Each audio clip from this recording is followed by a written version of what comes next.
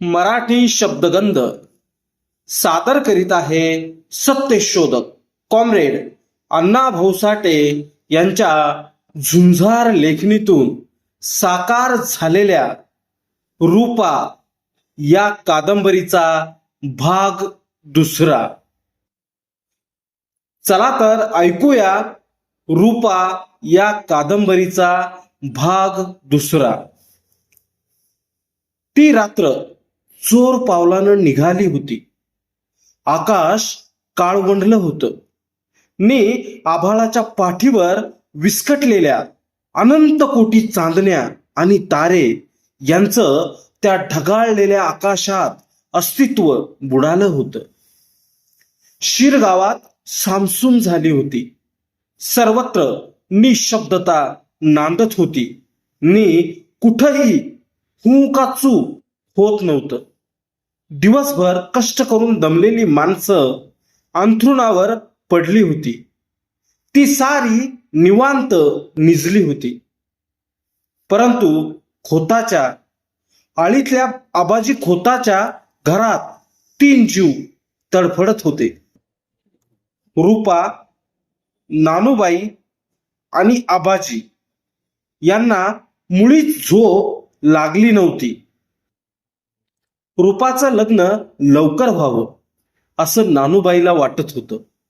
ते होत नाही या विचारानं नानूबाईची झोप उडाली होती आणि रूपाचं लग्न कधी होईल या विचारानं आबाजी खोताची झोप हराम झाली होती. परंतु पाट्यावरील वरवंट्याप्रमाणे रूपाची मनस्थिती होत होती. ती अंथरुणाला गडबडत होती. क्षणोक्षणी ती कूस बदलत होती. तिच्या मस्तकात विचारांची भयंकर गर्दी वाढली होती. त्या वावटळीत एखाद्या कसपटाप्रमाणे ती देखणी रूपा गिरक्या घेत होती. आज 2 महिने ती रोज रात्री तळमळत होती आणि मनात म्हणत होती, तो त्या दिवशी तसं का बोलला? तो मला आवडतो, परंतु मी त्याला का आवडत नाही? मी कसली चूक केली आहे? मी आबाजी खोताच्या तोंडाला डांबर फासणार आहे म्हणजे काय? याचा अर्थ काय? मी वाईट वागते असं त्याला कुणी सांगितलं? पूर्वी तो माझ्याशी चांगलं बोलायचा, मग हा एकाएकी बदल झाला कसा? त्याचे कान कुणी भरले? तिच्या उशाला रॉकेलचा दिवा जळत होता आणि ती आड्याकडं पाहत मनाशी बोलत होती. एकाएकी तिच्या उशाला जळणारा दिवा विझला. तिच्या पापण्यांची पलकं झाकली गेली आणि एक चमत्कार झाला. एकाएकी तिच्या चोळीची गाठ सुटली आणि तिनं दिनकरला मिठी मारली.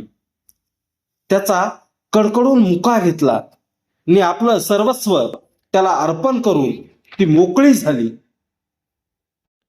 आणि पटकन तिचे डोळे उघडले. उशाला दिवा तसाच जळत होता. मग तिनं स्वतःच्या छातीवर हात ठेवला आणि मनात म्हणाली, नाही, मी आपल्या जागी अढळ आहे. ते एक स्वप्न होतं. याचा अर्थ मलाही वेडी वाकडी स्वप्न पडू लागली आहेत. नंतर रूपा उठली आणि अंगणात आली. तिनं आपला अंबाडा सोडला आणि केस पाठीवर घेऊन ते झाडले. दिनकरच्या घराकडे नजर वळवली. त्या रात्री जरी शिरगाव शांत होतं तरी दिनकर छातीवर आपली बंदूक घेऊन पडला होता आणि गजा नागरेचा जीव गळ्यात आला होता. तो मथी आणि रूपा या दोघींचाच विचार करीत होता आणि मथीबाईच्या माग गजा नागरेचा भयंकर तगादा लागला होता. त्यामुळे ती हैराण झाली होती. ती मनातल्या मनात अनेक युक्त्या नक्की करीत होती नि मग पुढं काय करावं असं स्वतःलाच प्रश्न विचारत होती. रात्रीच्या रात्री रूपाला कशी फसवावी याचाच ती विचार करीत होती. तिला रूपाच्या मनाचा अंतच लागत नव्हता आणि आपलं कुंटिनीचं तंत्र आपल्याच अंगलट येतं की काय अशी तिला भीती वाटत होती. ती रात्र चडफडत होती आणि त्या उदास वातावरणात रूपा, आबाजी, नानूबाई, मथीबाई, दिनकर नि गजा ही सारीच तळमळत होती. अगदी तप्त वाळूवर पडलेल्या मासोळीप्रमाणे त्यांची अवस्था झाली होती. गजाची तर संपूर्ण निराशा झाली होती. तो मनाला ठासून सांगत होता, नाही, ती रूपा आपल्या हाती लागणार नाही, कारण ती मथीबाई भामटी आहे, ती मला लुटीत आहे, रूपाला पुढं करून माझ्याकडून पैसे काढीत आहे, ती मला फसवत आहे आणि मी फसत आहे. ही माझी फसवणूक थांबणार कधी? ती कधीच थांबणार नाही आणि रूपा माझ्या हाती लागणार नाही नि ही मथी मला अशीच लुबाडणार. मग यातून मार्ग काय? त्याचा आत्मा किंचाळला आणि म्हातारी आई पटकन उठून बसली. तिनं दिवा लावला नि विचारलं, गजेंद्र, तुला स्वप्न पडलं होय? नाही. गजा उठून बसला नि म्हणाला, आई, दिवा घालव आणि तू नीच. म्हातारीनं दिवा मालवला आणि गजा उठून सोप्यात येऊन बसला. परंतु त्याचे विचार त्याची पाठ सोडित नव्हते आणि त्याचं रंगेल मन बंडाचा विचार करीत होतं. तो म्हणत होता, मथी नालायक आहे, ती काहीच करू शकणार नाही आणि आता जे काही करायचं ते आपणच केलं पाहिजे. हे एक आश्चर्य आहे, या रूपासारख्या एका देखण्या पोरीनं मला नकार द्यावा याचा अर्थ काय? आणि मथी म्हणते, रूपा बंदार उपाय आहे, तो मी सुट्टा करून तुमच्या खिशात घालीन तरच नावाची मथा होईल. हे सपशेल खोटं आहे. रूपा नावाचा सुरती उपाय आहे आणि त्याची चिल्लर करायची कुवत मथीत नाही, मुळीच नाही. परंतु आता एकच मार्ग आहे नि तो म्हणजे आपण स्वतःच हिम्मत करून रूपाला कुठेतरी गाठावी. तसं पाहिलं तर रूपा एकटीच हिंडत असते.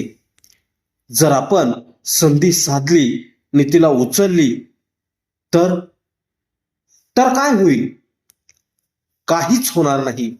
फार तर कोर्ट कचेरी होईल, फार तर मामूली शिक्षा होईल. यापेक्षा अधिक काय होणार आहे? काहीच नाही. कारण मी काही रूपाचा खून करणार नाही. जबरदस्ती या सदराखाली सरकार मला बेड्या ठोकील, शिक्षा देईल, ती भोगून मी परत येईल, संपलं. परंतु रूपा जन्मातून उठेल. तिला कोर्टात उभं राहावं लागेल. वकील विचारील त्या प्रश्नांना उत्तरं द्यावी लागतील. मग तो खटला या खोऱ्यात भलताच गाजेल. मग रूपा देखणी आहे हा तिचा लौकिक मातीमोल होईल.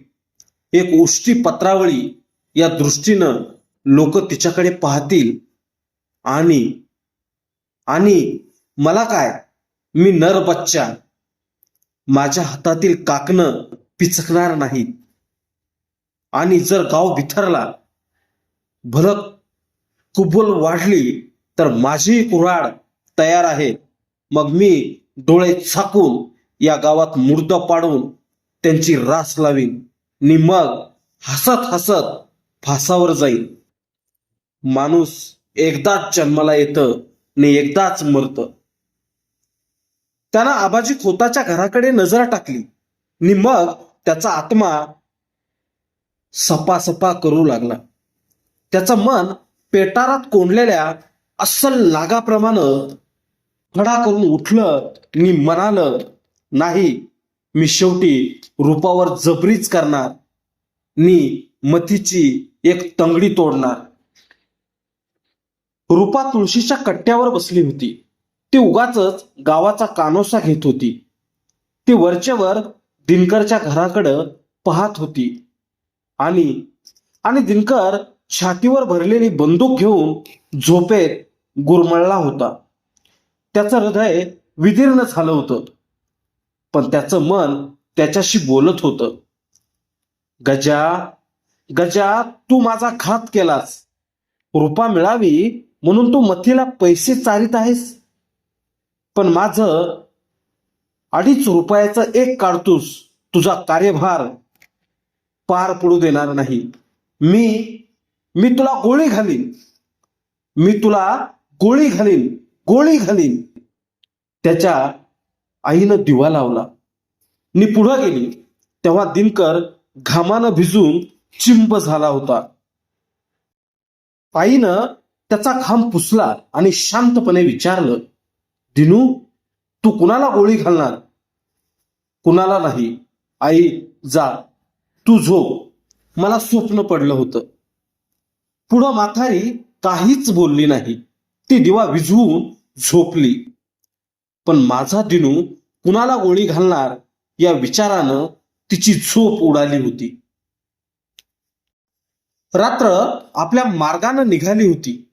ती कुणाचाच विचार करीत नव्हती. तिला प्रकाशात विलीन व्हायची घाई झाली होती. ती आपल्या गतीनं वाटचाल करीत होती.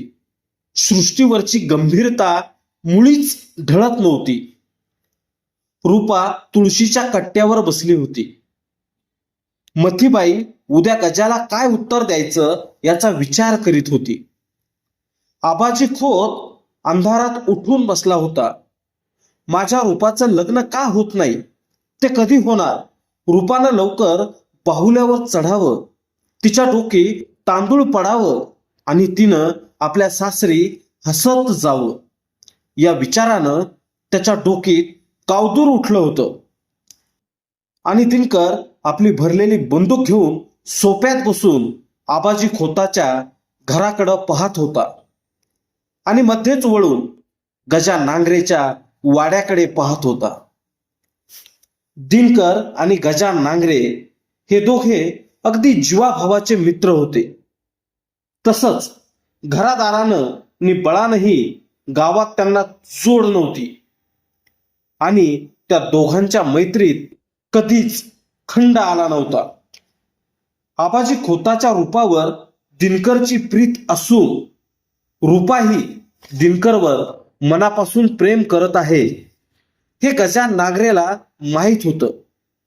परंतु मध्येच त्याला दुर्बुद्धी सुचली आणि तो रूपासाठी वेडावला. रूपा त्याला हवी हवीशी वाटू लागली आणि ती मिळावी म्हणून त्यानं मथीबाईची नेमणूक केली. आणि ती गोष्ट जेव्हा दिनकरला समजली तेव्हापासून तो मनात जळफळत होता. हा गजा नांगरे एक दगलबाज आहे आणि त्याला या दगलबाजीचं प्रायश्चित्त मिळालंच पाहिजे. रूपा आपल्या अंगणात तशीच शांत बसली होती. ती मनात म्हणत होती, मी आज स्वप्नातलं सुख उपभोगलं आहे. मग आता असंच उठून दिनकरकडे जाऊन सारं सुख उपभोगून काय येऊ नये? मला या रात्री कोण अडवणार आहे? पण दिनकर रागावला आहे. तो मला जवळ करील का? कारण त्याच्या मनात काय चाललं आहे कुणास ठावं. जर त्यानं माझा अपमान केला तर? परंतु तो माझा मुळीच अपमान करणार नाही. तो मला नक्कीच जवळ करील. मथीबाई म्हणत होती की तुझ्यासाठी सारा गाव वेडा झाला आहे आणि त्यात काहीच खोटं नाही. मला सारं कळतं. कित्येकांना माझं वेड लागलं आहे आणि मला दिनकरचं खूळ भरलं आहे. तो विनाकारण माझ्यावर रागावला आहे आणि आपल्या त्या रागाचं कारणही सांगत नाही. परंतु मी जवळ गेल्यावर त्याचा राग नक्कीच शांत होईल.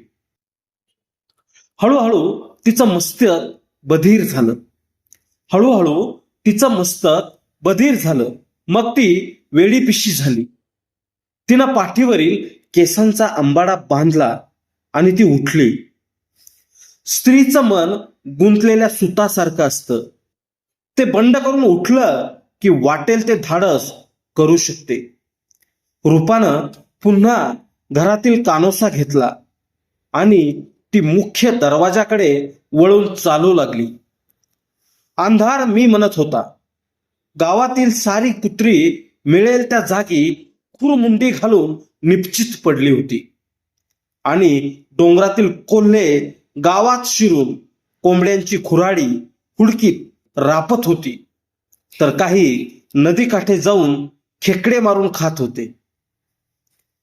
रूपा सडकेवर येऊन दिनकरच्या घराकडे निघाली आणि तेवढ्यात नदीकाठी कोल्हे कुही झाली आणि त्याचबरोबर गावातील कुत्री जागी झाली. कोल्हे कुहीनं त्यांची टाळकी फिरली. त्यांनी गाव डोकीवर घेतला आणि रूपा थबकली. तिच्या डोक्यातील विचार पांगले आणि ती गरकन फिरून घरात जाऊन झोपली.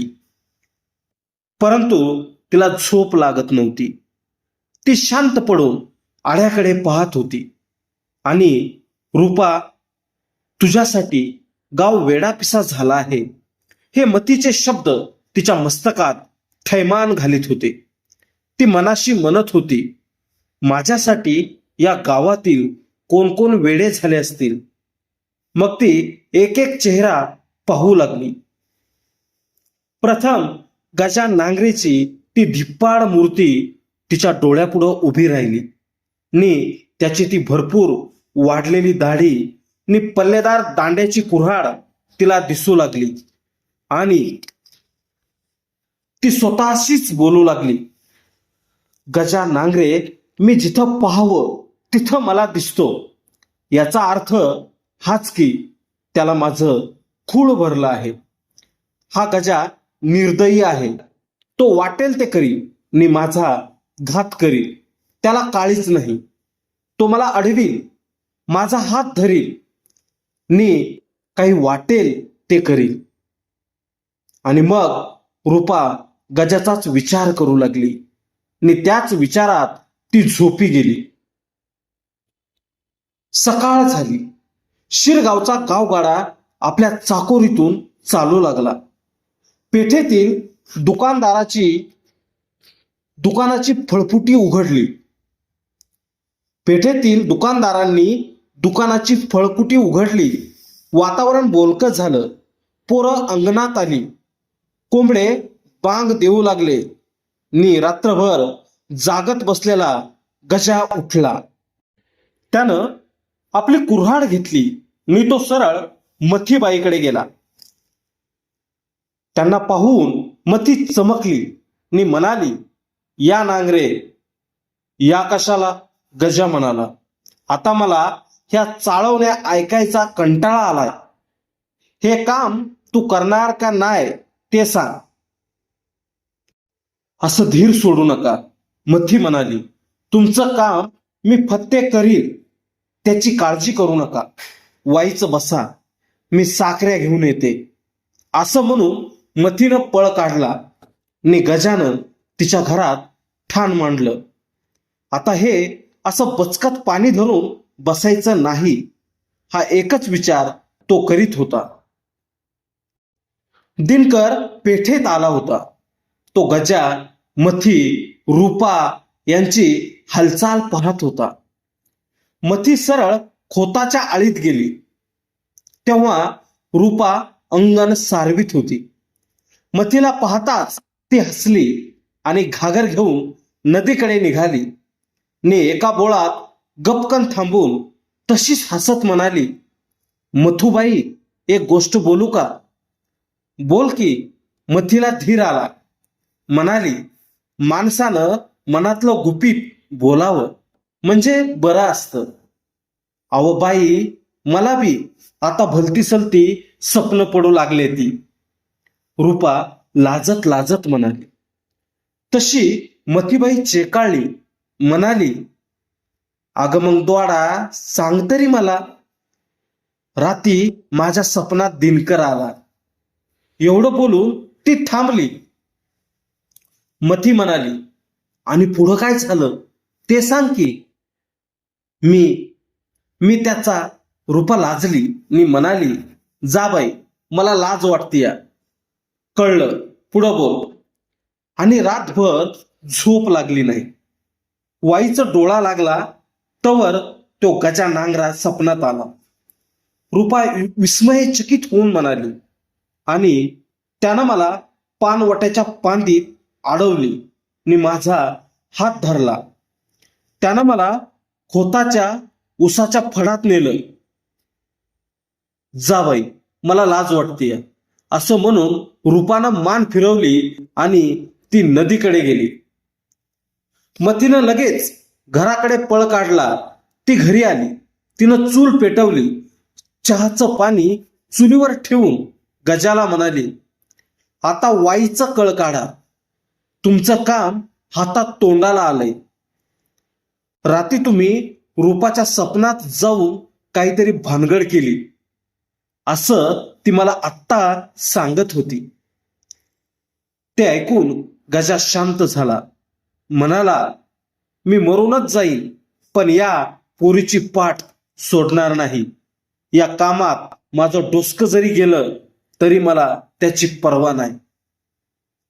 नंतर गजाला चहा देऊन मथी डोळे मोडीत म्हणाली, हे काम मी करीनच करीन. पुढं गजा काहीच बोलला नाही. तो मथीचा चहा पिऊन परत फिरला तेव्हा दिनकर पेठेत उभा होता. तो गजाला अडवून म्हणाला, गजा थांब. का? कुठे गेला होतास? मथीच्या घरी. गजा गुरगुरला. कशाला? दिनकर बिथरला. कशाला म्हणजे? गजा हातातील कुऱ्हाड सरळ धरून म्हणाला, म्या कुठं जाऊ नये हे सांगणारा तू कोण? मी कोण? दिनकर शांतपणे म्हणाला, तुझ्या प्रश्नाचं उत्तर तुला बंदुकीनं मिळेल. तू कुठेही जा, काहीही कर, पण लोकांची घरं जाळू नकोस. म्या कुणाची घरं जाळली? गजानं गुरकून विचारलं. दिनकर म्हणाला, मला सारं ठाऊक आहे, परंतु हे लक्षात ठेव की चोरटं मांजर डोळे झाकून दूध पितं, कारण त्याला वाटतं की आपणाला कुणीही पाहणार नाही. पण पाहणारा पाहत असतो आणि त्याचं दांडकं जेव्हा त्या मांजराच्या पाठीत बसतं तेव्हा त्याला कळतं. तसा तू वागू नकोस आणि पेकाटात दांडकं बसायची वाट पाहू नकोस. पण आज ही बंदुकीची आणि दांडक्याची भाषा कशापायी चालली आहे? गजा म्हणाला, हत्यारं साऱ्यांकडेच असतात. तुझ्याकडं काय हत्यार आहे? दिनकरनं विचारलं. म्हणजे? गजा गोंधळला. मग ऐकून घे. तुझ्याकडं एक कुऱ्हाड आणि दुसरी कुंटी, ही दोनच हत्यारं आहेत. दिनकर म्हणाला, म्हणून जीवाची काळजी घे. कुत्र्याच्या मोलानं मरू नकोस. जा. माणसाला कसलं मरण येणार आहे हे त्याला कळत नसतं, गजा म्हणाला, आणि मी उद्याचा विचारच करीत नाही. तो तुला करावा लागेल, दिनकर म्हणाला. तुझा तो उद्या मी एकदा पाहीन. जा. पुढं गजा काहीच बोलला नाही. तो तसाच पुढे गेला आणि गजाला कुठं गोळी घालावी याचा विचार करीत दिनकर चावडीत जाऊन बसला. तो मनात म्हणत होता, आता एकाचा खून आणि एकाला फाशी एवढंच होणार आहे.